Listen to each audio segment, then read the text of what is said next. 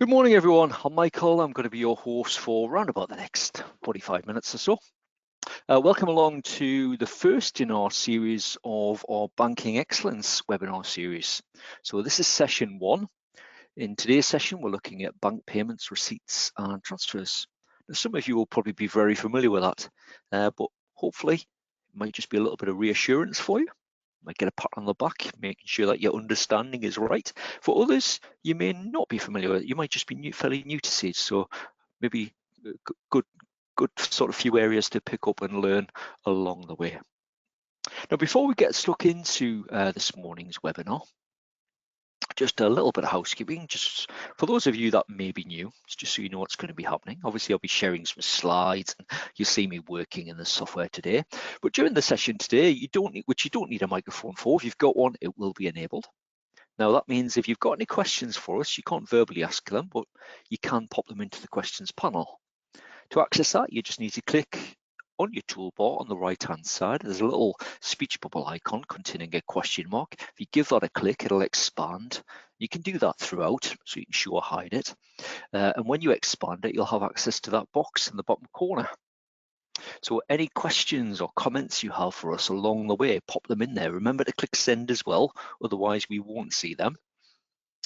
And there's also an opportunity to download a copy of today's slides as well. The link to the slides will also be included on the follow-up email, which you receive round about an hour after we finish. Now, for your questions today, we're joined by Abby, Matt, and Jackie. They'll all be on hand to help support me with those questions. So you may just get a straightforward answer. You may get a link to maybe one of our help articles. Or if it's a bit more in depth, they may encourage you to get in touch with our support team. But keep them busy in the background, keep your questions coming and do engage with us. Now, as I alluded to there, you will receive a follow-up email. The follow-up email will include links so you can register for other webinars, so you can watch our recordings. A recording of this morning's session will be attached as well if you need a bit of a recap. And there will also be a link to the handout for today's session as well, which is just a basic copy of the slides. If you want detailed steps, you will find that information available from our help centre. Now, for the Banking Excellence webinar series that we are running, we're running a series of 8 sessions, all looking at different options and features surrounding sort of the banking area within the software. So obviously we're session 1 today. This afternoon, we've got Jackie running you through customer receipts and supplier payments. We'll be back to reconciliation tomorrow, and then Abby will be taking you through bank feeds, Fab feature, that one in the software if you're not familiar with it. And then we've got a number of other sessions as well. And we will end the series of sessions, and we're running 2 of each of the sessions just to give you a chance to attend them live. We'll be ending the series of webinars with a quiz, just so you can test your knowledge. If you haven't yet registered for them, again, watch out for your follow-up email, and the link will be included. So you'll get that follow-up email round about an hour after we finish. Let's have a look at what we're covering today. So it looks like a really short agenda, this one, but we'll see how we get on. I think it'll probably take us the full 45 minutes. I'm sure you'll have plenty of questions along the way. So as I say, do keep them coming. But we're going to cover bank payments and bank receipts within the software, why you're going to use them, and we'll look at the ins and outs of entering them, correcting them, that type of thing. We'll look at bank transfers as well. So nice simple option, avoids having to post journals to move funds between different bank accounts. So that's the intention of that one, keeps it really simple. But again, if you make a mistake, what options have you got? And then just at the end, we'll explain more about the additional support and also pick up on any questions that may be outstanding at the end as well. We'll keep those questions coming throughout. We'll try our best to pick those up for you as we're going through. Right, so let's dive straight in. And we're going to look at bank payments and receipt options. Now, why are you going to use these options first of all? And obviously I'll be sharing my screen in just a few minutes so you can see the screens we're talking about. We're working through them. You'll probably think of some questions as we're going through. What about this scenario? What about that? We'll try and pick them all up as we're working through, but keep them coming. So why would you use a bank payment and a bank receipt? So you're basically going to use it. It's an easy way to show funds coming in or going out of your bank accounts within your accounts. So easy to enter those, and quite quick as well. And you would use them where you've got, or where you don't need to record them against a specific customer or supplier. So, if you've used your bank card to make a miscellaneous purchase, for instance, and you don't think, well, that's just a tenner. We don't want to set up a supplier for that. We haven't been invoiced. We just want to show that payment going out of our bank. That's the sort of scenario when you can just record a straightforward bank payment. Now, when you come to bank payments or receipts, you will be able to enter them as a single transaction, or you can enter them in a batch. So some people like to, if you're not in your accounts all day long, you might just let them build up to the end of the week. You do your accounting in one go. If you're in a much busier environment, we want to enter them as they occur. But you can enter them individually or as a batch. And if you do make a mistake, that's not the end of the world. You will be able to edit your transactions, or if you just made a complete mess, or you think, well, actually, I've duplicated that one, you'll be able to delete them as well. Now, we are going to run through the grouping of transactions as well. There's always a little bit of confusion surrounding grouping. So we're going to look at the criteria that's involved for transactions to group together. So you've probably had it if you've ever entered bank payments or receipts where you think, well, why does it just show one transaction as opposed to the 3 parts I've entered? So why is it grouped those 2 together when I don't want them to? So we'll look at that sort of grouping, if you can get your head around that bit, which is quite straightforward. And there's actually an option where you can switch that grouping effect off these days. I'll show you where that is as well and how it works. But that's probably the more complicated part of anything about bank payments and bank receipts, the way it groups. There are obviously alternative entry methods as well. You don't necessarily need to use these screens. So things like recurring items, which we've got a webinar on later in the series. We've got the ability to import transactions. So if those transactions are coming from elsewhere, maybe they're entered via your colleagues into other software, it may be possible, if they're in the likes of an Excel spreadsheet, to import that information into your accounts. And of course, there's bank feeds as well, which can really sort of speed up your processing. So as those types of transactions hit your bank statement, hit your bank account, if you've got a bank feed set up and it downloads that information, you can set up rules so that as it downloads, the software then recognizes a certain transaction based on the rules that you've set up, and it knows what to do with it. So it can quickly enter it into your accounts for you. So it automates that task. So you're not even having to sit there and key it in. Now, I have included a link at the bottom there if you do download the slides, a little green button there at the bottom. So that will take you across to our Help Center article on how to post bank payments receipts. Really straightforward though. Anyway, let's get stuck into some demonstrations. I'm sure you've heard enough about the little bit of background of bank payments and receipts. So let's have a look at it in action.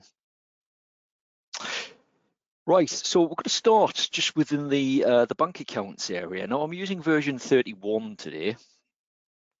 If you're using an older version, it's going to be pretty much the same. Not much has changed over the years.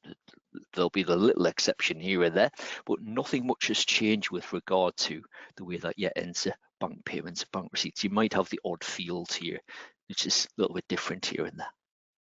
So into bank accounts, we've got the options at the top here. So we've got the bank receipt option. That's showing as a separate icon on mine. And for myself, because I've got quite a low resolution on my laptop, just to make things that little bit bigger, obviously just working off my laptop screen as well, I've got this grouped icon. Now yours might show all of the options individually. And on the grouped icon, if I click on the drop down, you'll see there's the bank payment option. If you always want that to show as a separate option, what you could do, there might be options that you just don't use on this screen, like deposit cash or the cash flow option. You can hide options like that. The more space you have at the top, maybe by decluttering those, then the more chances are it'll display them all as individual options. But let's start with bank payments. So we'll just maximize that as well. Now, when we first go into the bank payment screen, it will pick up your default bank. Now, by your default bank, I just mean the one that you've got selected. So if I select that one instead and go back into the payment option, it will pick that one up as well. Now, if you hadn't changed that, so you might be in this position where you think, right, well, that one's always selected. That's not my main bank account to save. You're having to click on the other one. What you can do is just go into settings and down to control accounts. And in here, you will have an option that says default bank. So if I set mine to 1210 as an example,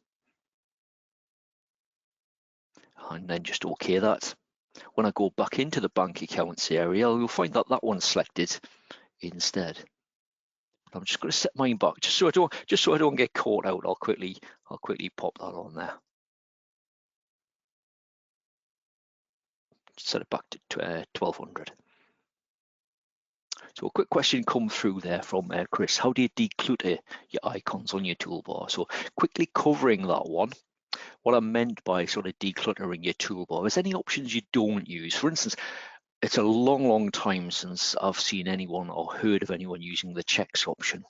So all you would do is you would right click at the top, and when you right click on anywhere on your toolbar, it'll give you a list of the options that you can show or hide. So if you find any options such as checks, for instance, that you don't use, you can just switch it off and it removes it.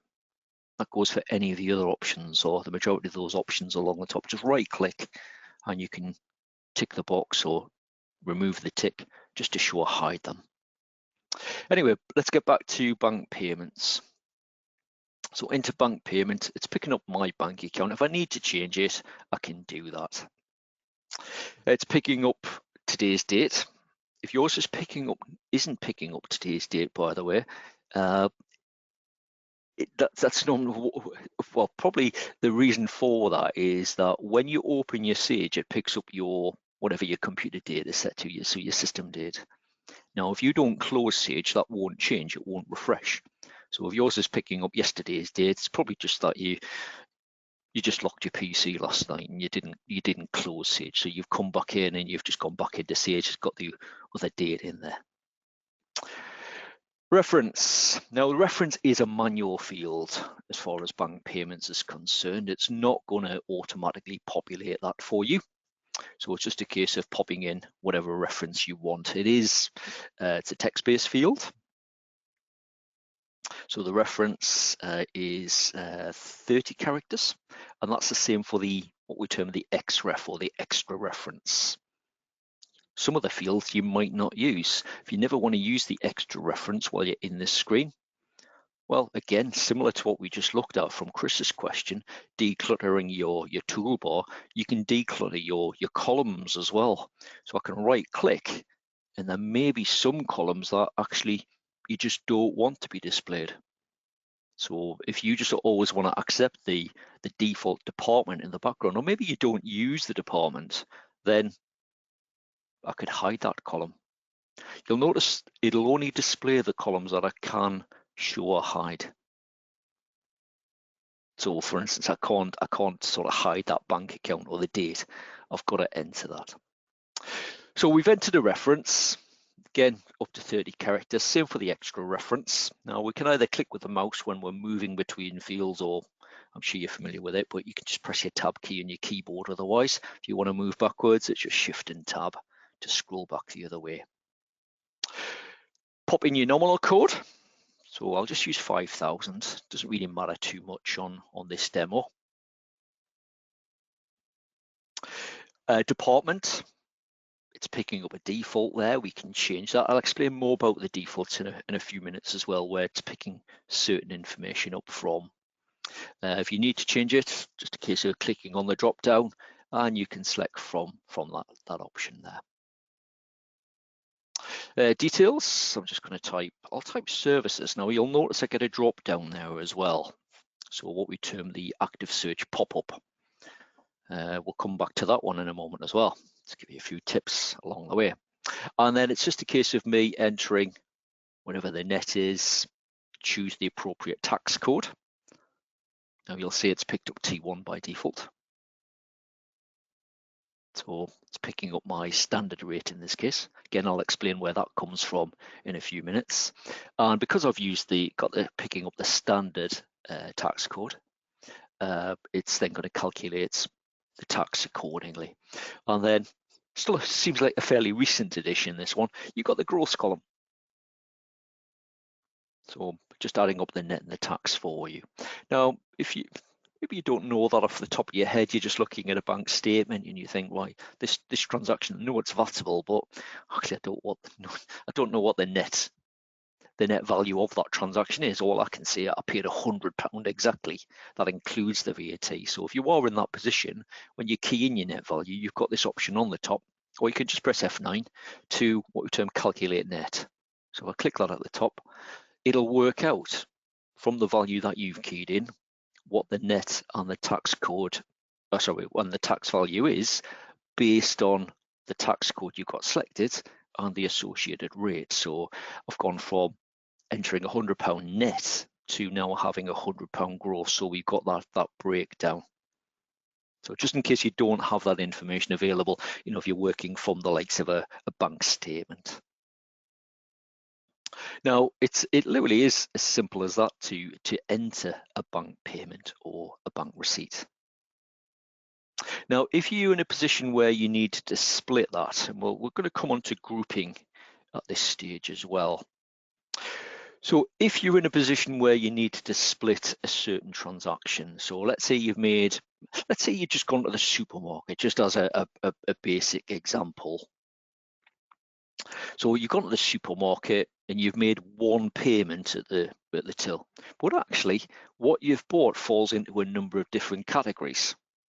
So same with your accounts, you want to break it down between different categories. Those categories might be between different nominal codes.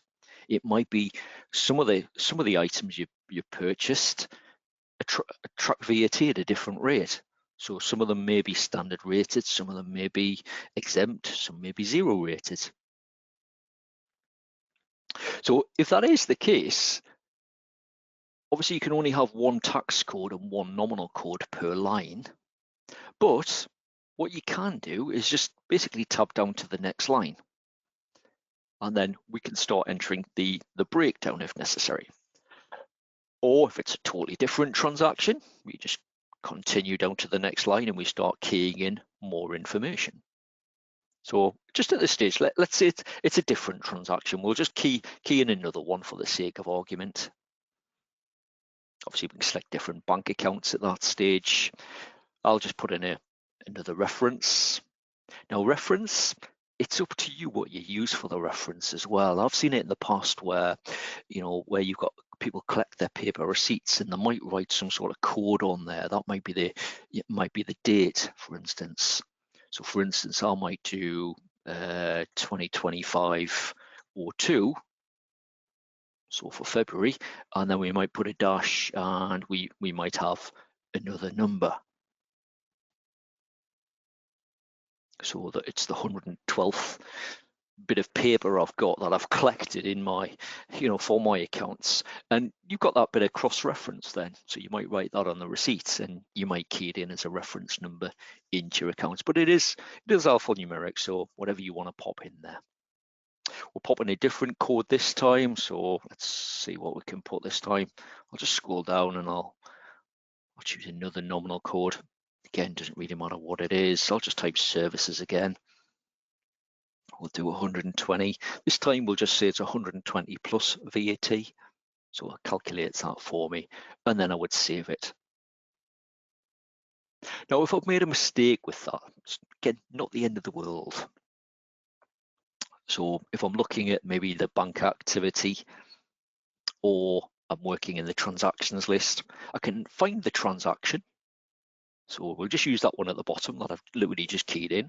We've got the delete option and we've got the edit option. Matt's going to be taking you through corrections a little bit later in the webinar series, so we don't want to steal too much of his thunder, but easy enough to correct it. So, if you've keyed something in, maybe you're new to it and you're thinking, oh, I've put that to the wrong nominal code, you can easily amend that. Just select your transaction, edit it, and if I go to edit at the bottom, and I'll be able to change things like the nominal code. So again, nice and easy. So you've got that flexibility should you need to do that. Right, I want to come back to grouping just to try and help you understand a little bit more about that.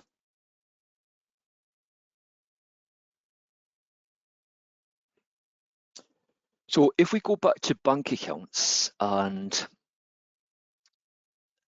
I'm going to, again, I'll just use a bank payment.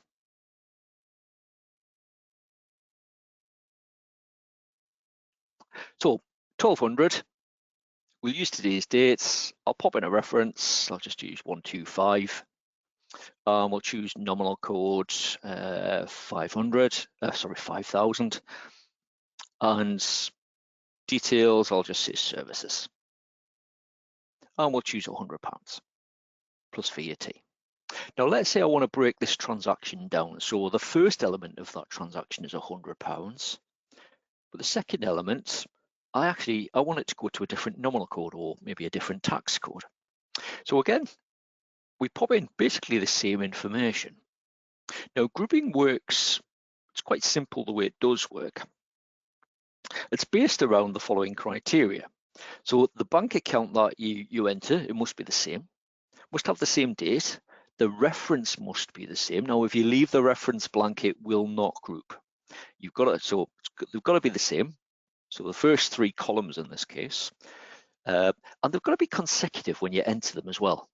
So they've got to be entered at the same time on the same screen. So we'll use a different nominal code for this one. Again, doesn't really matter what it is. I'll just say stock for that one. And we'll enter 200 for that one. Now I could break that down as much as I need to. I could go and add additional items in, maybe the same nominal code, but different tax code. Now, when I save that transaction, obviously left with a blank screen and we close out. If we go and look at the transactions list, you'll see that I've got the two transactions listed here, the ones that literally the two that I've just entered there. So in most places, they will show as individual transactions. However, if I go into bank accounts and we go into reconcile, we'll just pop into the reconciliation screen. We'll pop into here.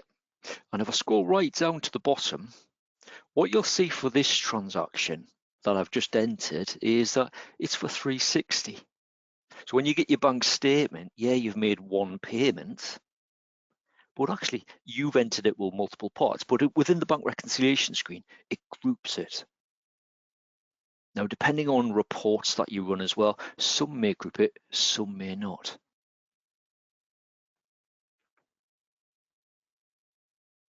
But if you're looking in the bank reconciliation screen, this one, in this instance, it's grouped. If you hadn't grouped it, then you might be in a position where you're looking for, you're selecting two transactions to essentially be the equivalent of the one transaction that appears on your bank statement. So that's basically how grouping works. You enter them on the same screen. And in this case, for bank payment or bank receipt, it's those first three columns. So the bank, the date, and the reference, as long as they're the same, the transactions are entered consecutively, entered at the same time on the same screen, and that when you click save, it'll group them. If you do anything different to that, so with a different reference, different date, it won't group them. Or if you enter the first line and save it, enter the next line, save it, again, it won't group it together. Now, there is also an option to avoid it grouping in the first place, which you'll find by going to settings, into bank defaults. And it's this option here on the right-hand side. So second option down, group bank transactions. If I take that tick out of that and just OK that, and if we quickly enter another bank payment, I'll do the same thing. So I'll do 126 this time. We'll just use nominal code 5,000 again. We'll do 100. I'll come down and do another line. Now, to save me typing things in, what I can do as well is you've got these options. You can use your function keys as well. You've got the option to whatever's in the cell above, so 1200. If I just press F6 on the keyboard, it selects whatever was in the box above and it tabs to the next field. Now, if I do that a few times, actually, I'll change that nominal code again, just so you can see that. And we'll pop in 200 in there. So previously, on the previous example, this would have grouped the transactions together. And it won't in this instance because I've switched that grouping option off. So if I just save that and we close, and again, if we go back to reconcile, I'll just get rid of that message, and that one, and that one. And this time, if we scroll down, what we should see is that we've got the transactions listed individually. So again, if you had that option switched off, but actually you think, I like the grouping, I want the grouping to work, you look at your bank statement and think, well, actually, I've got one payment for 360. It just means that you've got to now select the equivalent transactions that make up that transaction.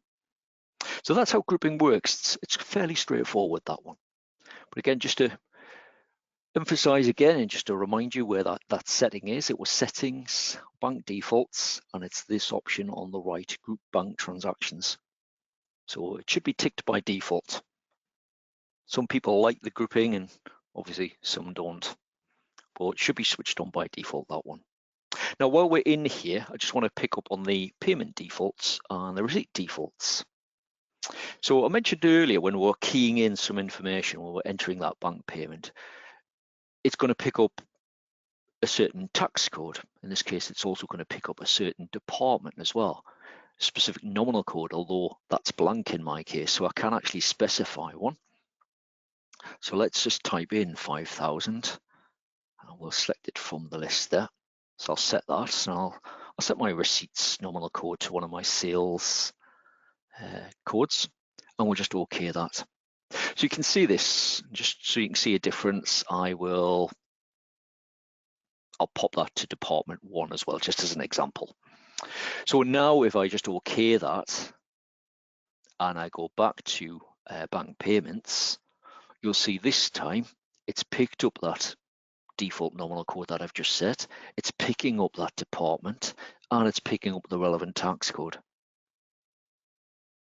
Now that's something that was introduced in version 30. So if you're on version 30 or version 31, you will have those two options for your payments and your receipts within settings and bank defaults. If you're on version 29 or below, the settings that will be picked up for the likes of your tax code, for instance, you'll find those by going to settings, and it uses your customer defaults and your supplier defaults. So in here, you can specify a default nominal code and tax code and department. It'll pick those up instead. But if you're 30 or 31, that setting, it's settings, bank defaults, and it's these options here. So if you're forever going in and thinking, right, well, when I enter a bank receipt, I always wanted to pick up this nominal code by default, you can still override that.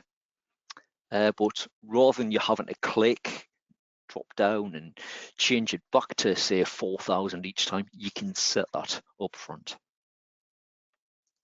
So hopefully that's clarified the grouping option. Now, obviously that setting is data specific, that one. So if you change that grouping setting, it will apply to all your colleagues as well. Something to be a little bit aware of. Any additional questions on payments and receipts? I can see you've sort of engaged with us a little bit this morning, but if there's any questions you do want to know, do pop them in there. Just while I quickly pick up on, actually we'll pick up on a bank receipt just as an example. Just want to quickly mention the tax code. I'm surprised we haven't had a question on that yet. What tax code should I use for such and such? Check out the information on our help center. Just when you go into our help center, if you search for which tax code, it'll bring up our guide. And the guide in there will guide you through certain questions, and it will, excuse me, it will sort of try and guide you to which tax code you should be using. But if beyond that, if you're not sure, do get in touch with HMRC.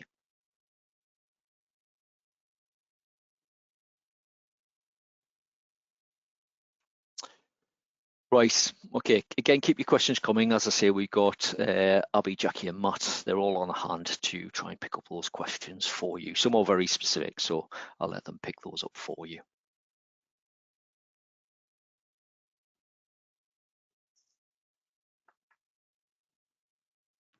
Right, what we'll do now, we'll go back to the slides. We're going to move across to bank transfers.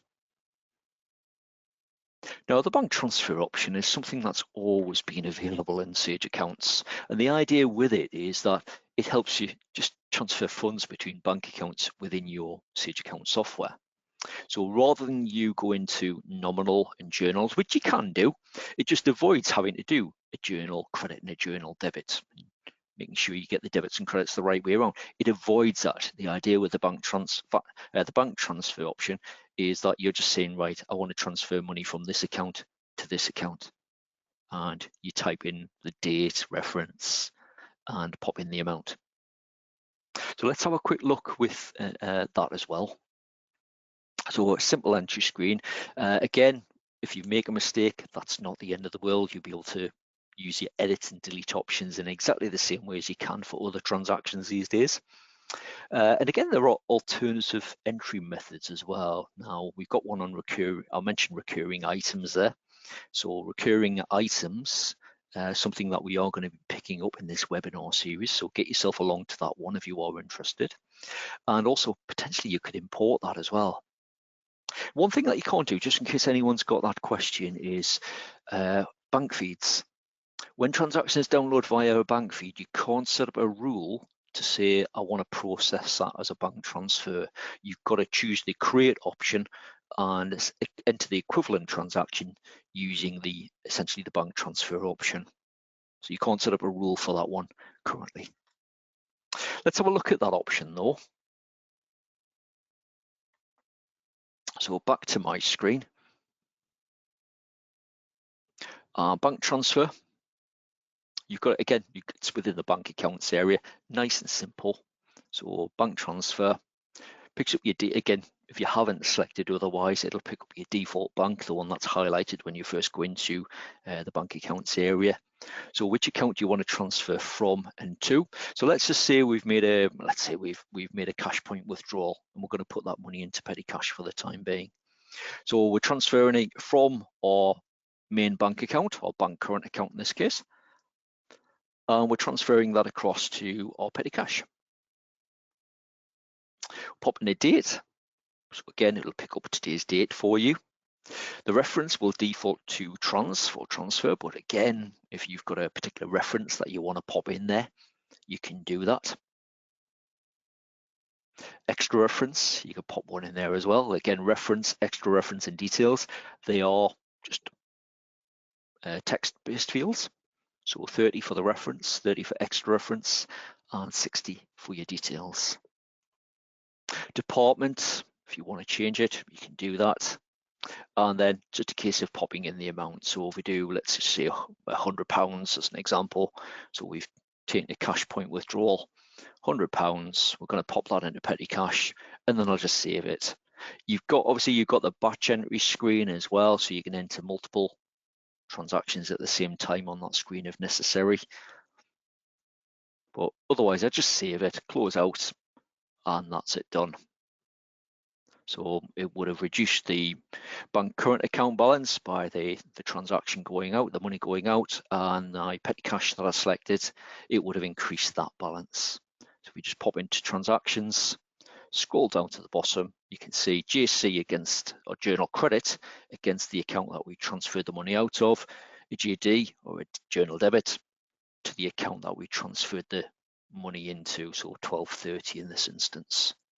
If I'd made a mistake with that one, we can highlight either of those entries, and we've got the edit or delete option. So let's say I transferred it to petty cash by mistake, and that should have gone to one of my other bank accounts. So let's say I should have been transferring it to my bank deposit account. I can change it. Again, I can change any of the details, including the amounts, the date, whatever I want to change at that point. And again, we just save it, and that's it done. Cancels the original journal, and it posts a refreshed one at the bottom with the requested details.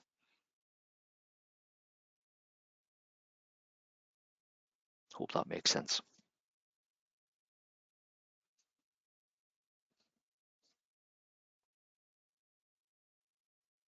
Quick question from Davina there, just asking there, do the items with no VAT get excluded from the VAT return? Depends on the tax code that's used, Davina. So by default, you can see some of my transactions have a T9 tax code. T9 is what you would term your non-VATable tax code. So transactions outside the scope of VAT. Just because it has a zero value of VAT doesn't necessarily mean it would be excluded from the VAT return. So you might, for instance, have a zero rated transaction where you've used T0. So T0 transaction, it's still within the scope of VAT, it's just at the rate of 0. So still gets declared, still gets picked up. But T9s, it would exclude it. So things like bank transfer, you don't want that type of transaction to be picked up on your VAT return. You're just moving funds between different bank accounts. Hope that makes sense.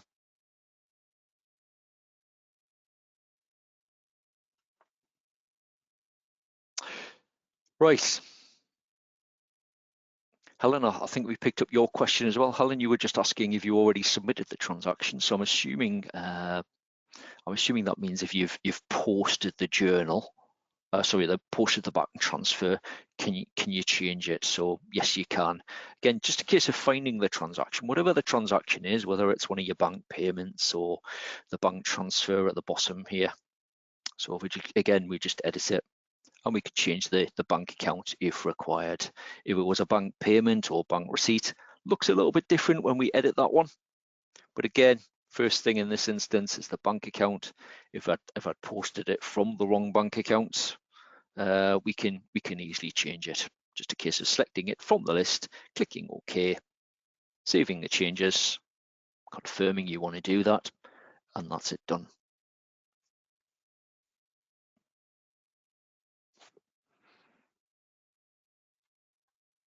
Right, now it sort of brings us to the end of the demos that we'd had planned in for you. If you've got any additional questions, keep them coming.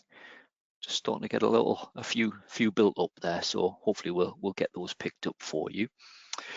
If you weren't quite with us at the start of the session, if you've got any questions, you just need to click the little speech bubble icon on your taskbar down the right-hand side. It'll expand, and then you've got access to that text box in the bottom right-hand corner. Remember to click send after you've typed that in, otherwise we're not going to see it. Now, just as a reminder as well, for the Banking Excellence webinar series, where we're concentrating on topics relating to banking within Sage. We've got those 8 different topics that we've got planned in. We've got 2 dates for each session, so hopefully you'll be able to attend. It gives you a bit of a fighting chance of attending them, and that will be followed by a quiz. Now, we will be awarding what we term a digital badge, and that will be sent out normally within about 2 weeks after we finish our final session. To earn that badge, you will need to attend, and you've got to attend the live sessions.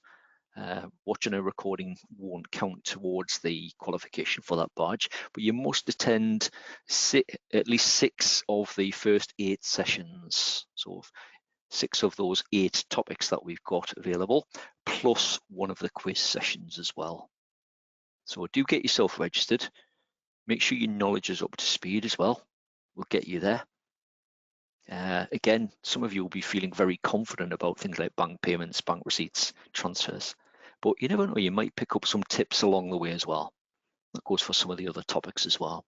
So get yourself registered. Link will be included on your follow-up email, which you receive in around about an hour's time.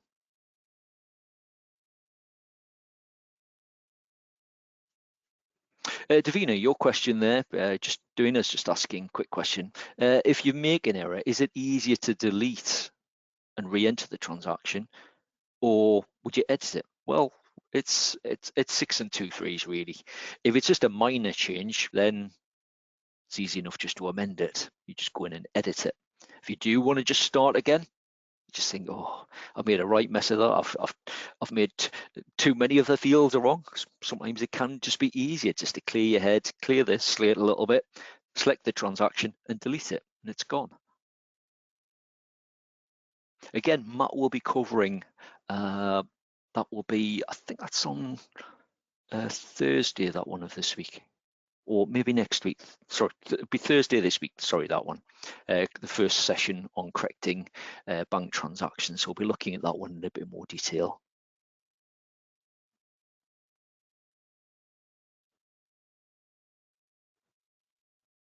So again, if you haven't signed up for those, please do so. Links on your follow-up email. Now, as you leave the session today, there will be a little survey pop up. If you could give us any feedback, rate the webinar, what you thought, like, dislikes, any thoughts, ideas you want to share with us, pop it on there. If you can take a minute to do that, always greatly appreciated. Put your comments on there. So many thanks in advance if you do that. But hopefully, thanks for coming along as well. I'm hoping you've gained something from today's session, even if it is just a little bit of reassurance of what you knew is right. For those of you that maybe still have some questions, loads of help available in our help centre, so do check that out. If you get really stuck, our support team's on hand as well, so get in touch with those. Your follow-up email will be with you in around about an hour's time. That will include a link to today's recording.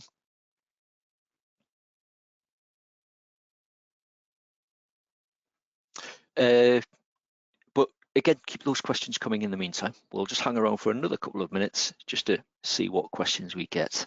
But if you're about to leave, many thanks for coming along, and hopefully we'll see you on some of those other sessions soon. Just going back to Davina's question as well, I'll quickly pick up that question again, if I just quickly share my screen. So let's say we made a right mess of this bank transfer for whatever reason, and we just think, actually, we'd rather just get rid of it. So you do have that option as well. So because the bank transfer posts as a journal, we can just highlight any line of that. It doesn't matter whether I highlight the first part or the second part. If we go in to delete, it'll list it for us, and then I just click delete at the bottom. Do you wish to delete this journal? Yes to that. And it now appears in red. And again, it's gone. It doesn't affect my accounts at that point anymore. Similar for other transactions, if I highlight that one, 1292. If I want to get rid of it, just delete at the bottom, yes to the prompts, and again, that one deletes as well. Now you'll notice it deleted the one below that as well, and that was because that was one of the grouped transactions that we looked. So if I go through that delete option and delete any part of that transaction, it would delete the whole transaction. You see quite a bit of red built up after this session. Hope that makes sense. Right, okay, we're just about ready to end the webinar just at that point then. So again, many thanks for coming along. If you do think of any more questions, Help Centre, so sage.co.uk/help. Great source of information for you and support. Otherwise, do get in touch with our support team. So we'll end the webinar at that point, and hopefully we'll see you on some other sessions. Many thanks.